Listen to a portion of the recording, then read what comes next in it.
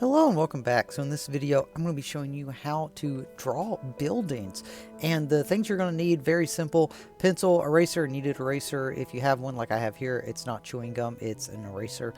And then some pencils, or if you'd rather have that. But you also need a ruler, very important.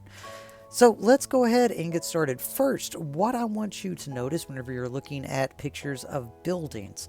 Buildings typically have what is known as a vanishing point. So if you notice these pictures here, all the lines at the top and the bottom converge at one point, including the windows even, and that is what is called a vanishing point.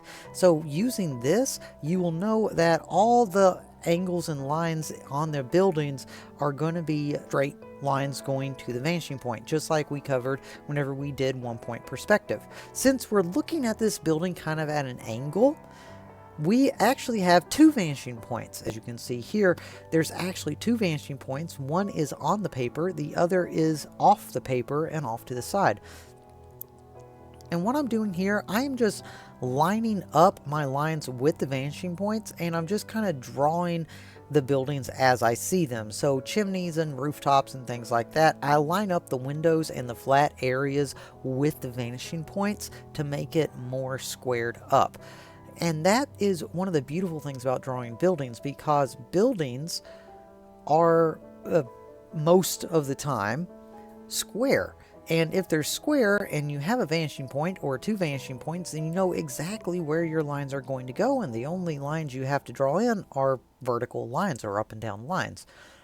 And that's pretty much it. So whenever you're drawing a building, that's really what you want to look for. Unless the building is a picture that is straight on view of the building, that is the only exception to having a vanishing point. But most buildings will have a vanishing point somewhere. You just have to find it. And once you find it, then you can use that to your advantage, and you can start having your lines go to the vanishing point.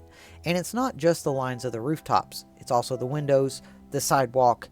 Everything is going to go to the vanishing point. So you need to make sure that you have your vanishing points found out, and then you just add in your other lines and draw what you see.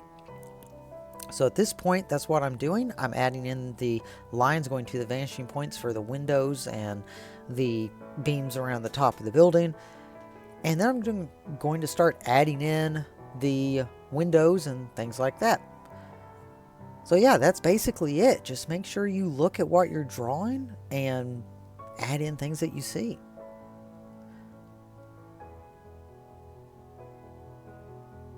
For my students who are drawing along with the Choose Your Own Adventure, there is going to be links for buildings that you can look off of to create your very own building drawings. But please keep in mind, use a ruler.